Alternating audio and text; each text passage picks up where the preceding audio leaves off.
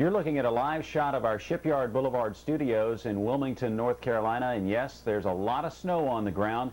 You can see that there's some cars that didn't quite make it out of the parking lot. This is the Jeep that I came on into work this morning. It is stuck in our parking lot here at WECT. Drifts have formed up to 6 feet in depth, and also the snow that has piled up to 13 inches, and that is a new record snowfall for the Wilmington, North Carolina area. Quite a storm we have dealt with the last couple of days. Amazing story, just in time for Christmas as well. Good morning, everyone. I'm Jeff Hardin, live in the WECT Weather Center with an update on the biggest winter storm in terms of snowfall to ever strike southeastern North Carolina.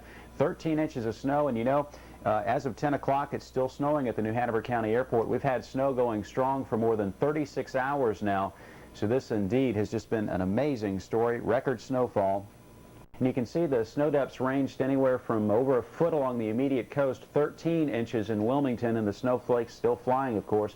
Myrtle Beach, you have blowing snow this morning, but 14 inches on the ground, a foot in Jacksonville, and about 7 inches in New Bern. Now, the storm went further inland than we thought it would. Goldsboro, 8 inches of snow on the ground at Seymour Johnson Air Force Base. Even back in Fayetteville, 3 inches. Florence, 5 inches. With lighter amounts to the north, Rocky Mount, 1 inch, and Raleigh. So you can see, if you're going to be traveling to any inland areas, you have a lot of snow and a lot of terrible road conditions to get through, and that's why we're urging people just to bag it and stay at home and maybe delay your travel plans if they are to the inland counties for quite some time.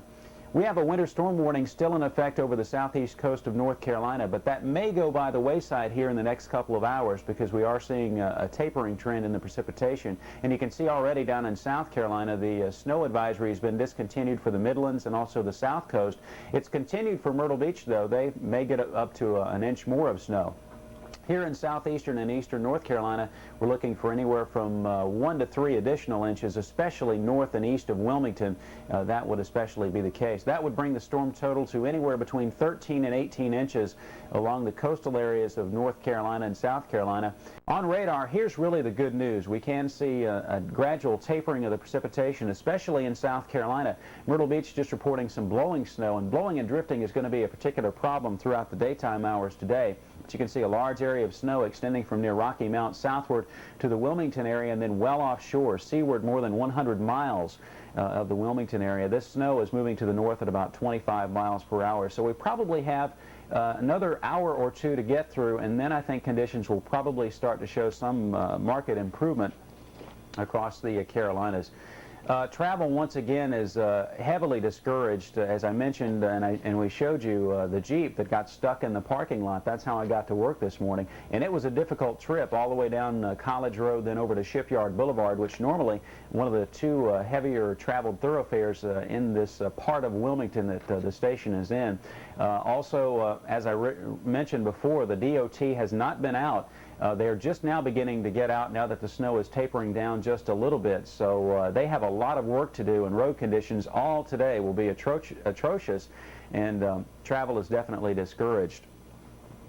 Also, law enforcement is saying if you have, unless you have four-wheel drives, just bag it. Don't even think about getting out and traveling today, because four-wheel drives, even in parts of the coastal Carolinas, are being stranded by this storm. I've seen some on the sides of the highways. Also, police cars with chains have been stranded in this storm. So this is really quite a mess out there, and we don't need to be compounding it by getting more cars stranded on the side of the highways. That's going to make the DOT's job even tougher.